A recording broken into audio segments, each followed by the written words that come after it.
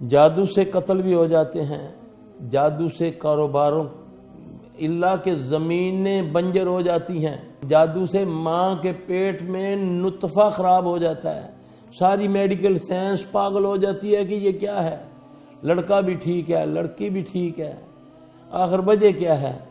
یہ سارا یہ جادو سے بھی ہوتا ہے، اسیب سے بھی ہوتا ہے، اور نقصان کہاں تک؟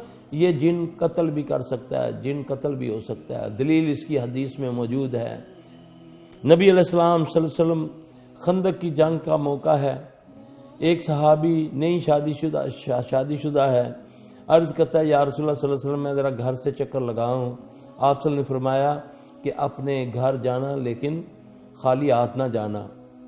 روایت میں آتا ہے کہ اس کے ہاتھ میں نیزہ تھا، ایک روایت میں کہ تلوار تھی۔ جب وہ اپنے گھر گیا دیکھتا ہے کہ گلی کے اندر اس کی بیوی کھڑی ہے، وہ غصے سے کہتا ہے کس چیز نے تجھے اس وقت گھر سے نکالا؟ کہنے لگی مجھے کیا کہتا ہے اندر ذرا دیکھ۔ جب صحیح حدیث ہے یہ، جب اس نے دیکھا تو اس کے بستر کے اوپر ایک سانپ تھا، تو یہ نہیں پتا چلا کہ پہلے وہ صحابی مرا یا سانپ مرا۔ تو رسول اللہ صلی اللہ علیہ وسلم کو جب یہ بات پتہ چلی، آپ نے فرمایا کہ گھر کے سانپوں کو آواز دے دیا کرو، اگر تم ہم میں سے نہیں ہو تو یہاں سے چلے جاؤ ورنہ ہم تمہیں قتل کر دیں گے یا تمہیں مار دیں گے۔ تو اگر وہ جن ہوتا ہے تو وہ چلا جاتا ہے۔ تو یہاں سے ثابت ہوا کہ جن مار بھی سکتا ہے۔ آپ صلی اللہ علیہ وسلم کے دور میں درختوں کی بھی کسی جگہ 3 درختوں کی پوجا ہوتی تھی، جیسے یہاں پر بھی حجر پرستی ہے۔ تو اللہ کے نبی صلی اللہ علیہ وسلم نے خالد بن ولید رضی اللہ تعالیٰ عنہ کی ڈیوٹی لگائی۔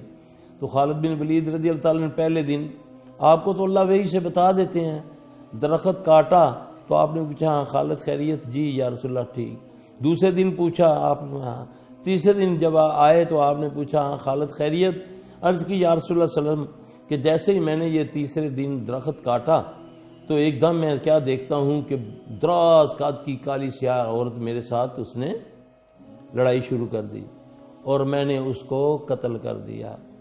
آپ صلی اللہ علیہ وسلم نے فرمایا اے خالد تو جانتا ہے وہ کون تھا؟ میں نے عرض کی اللہ اور اس کے رسول بہتر جانتے ہیں۔ آپ نے فرمایا وہ عزا تھی، عزا جنونی تھی جس کا ذکر قرآن میں بھی ہے، لات منات عزا۔ تو اس عزا کو پھر قتل کر دیا خالد بن ولید نے۔ یہ بھی صحیح روایت ہے۔ اب یہاں سے ثابت ہوا کہ انسان بھی جن کو قتل کر سکتا ہے، جن بھی انسان کو قتل کر سکتا ہے۔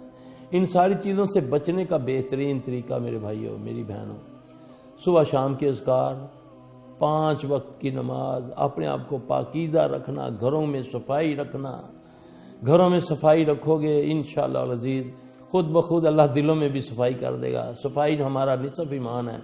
ہمارا حال یہ ہے کہ جہاں برتن ہے وہ پڑا ہوا ہے، ایک بیٹی دوسری کا انتظار کر رہی ہے، ماں کہتی ہے تو دھو دے، چل صبح نوکرانی آئے گی تو وہ دھو دیں گے۔ یہ بھی ایک بہت زبردست شیطان کو دعوت دینے والی بات ہے اپنے کچن کے۔ تو میں نے یہاں تک پڑھا ہوا ہے کہ اپنے کچن میں جو چکنائی والا کپڑا ہے اس کو بھی دھو کر سونا چاہیے، کیونکہ اس پر بھی شیاطین عمل دخل کرتے ہیں۔ اللہ ہمیں سمجھ عطا فرمائے۔